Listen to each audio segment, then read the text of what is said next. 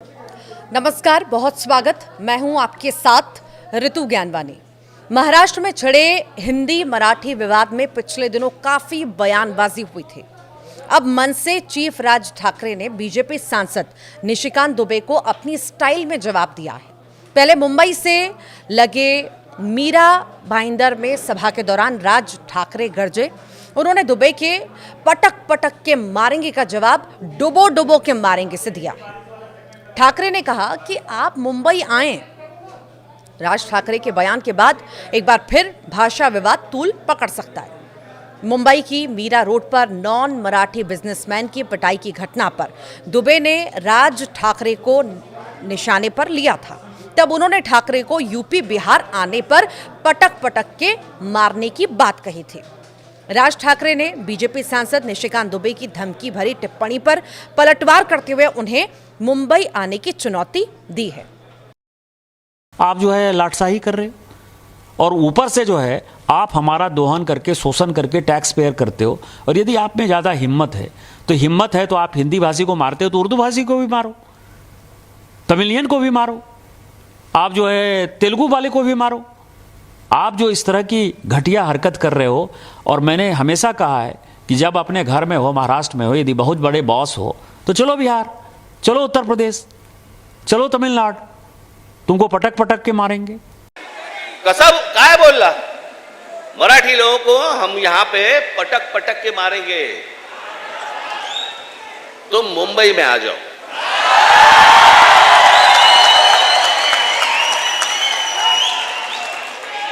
मुंबई के समुंदर में डूबे डूबे कर मारेंगे।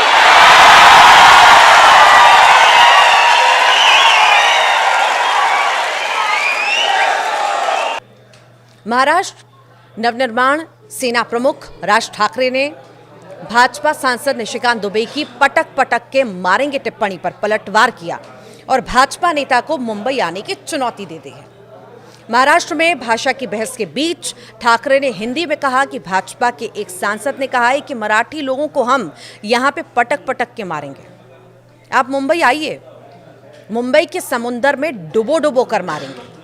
ठाकरे की ये टिप्पणी निशिकांत दुबे द्वारा शुक्रवार को अपने तुमको पटक पटक के मारेंगे वाले बयान का बचाव करने के बाद आई है।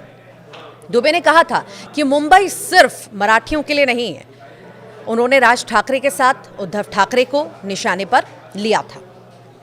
दरअसल मुंबई के पास मीरा भाईंदर में एक रैली में बोलते हुए राज ठाकरे ने यह भी चेतावनी दी कि अगर महाराष्ट्र के स्कूलों में कक्षा 1 से 5वीं तक हिंदी अनिवार्य कर दी गई तो उनकी पार्टी स्कूल बंद कर देगी। उन्होंने ये भी कहा कि महाराष्ट्र में रहने वाले सभी लोगों को मराठी सीखनी चाहिए। मनसे प्रमुख ने कहा, मैं मराठी और महाराष्ट्र के लोगों के मामले में कोई समझौता नहीं करूंगा।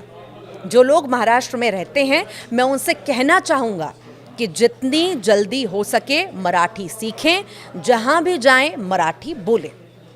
तो वहीं पर इस महीने की शुरुआत में फडणवीस की अगुवाई वाली महायुति सरकार मनसे और राज ठाकरे के चचेरे भाई उद्धव ठाकरे के नेतृत्व वाली शिवसेना सहित कई संगठनों और राजनीतिक दलों के कड़े विरोध के बाद प्राथमिक विद्यालयों में हिंदी अनिवार्य करने वाले 2 आदेश वापस लिए गए थे। अब चलिए आपको बताते हैं कि महाराष्ट्र में भाषा विवाद आखिर है क्या।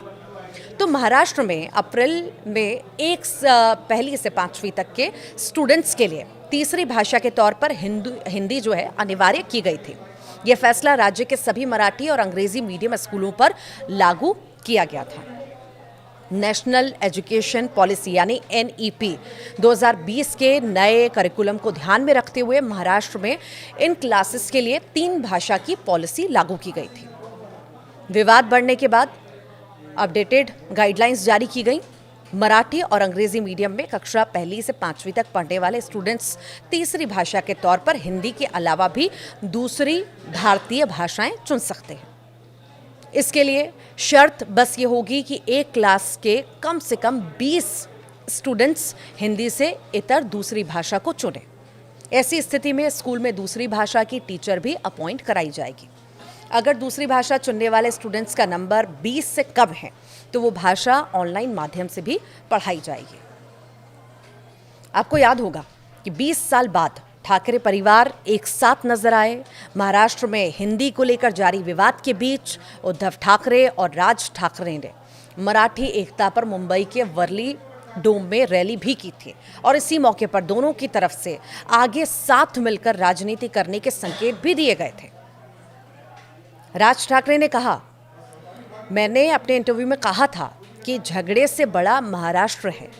20 साल बाद हम एक मंच पर आए हैं, आपको दिख रहे हैं। हमारे लिए सिर्फ महाराष्ट्र और मराठी एजेंडा है, कोई राजनीतिक एजेंडा नहीं है। लोगों की बातों पर ध्यान ना दीजिए, महाराष्ट्र को समझिए और हम क्या चाहते हैं वो भी समझिए, महाराष्ट्र की जनता को समझिए।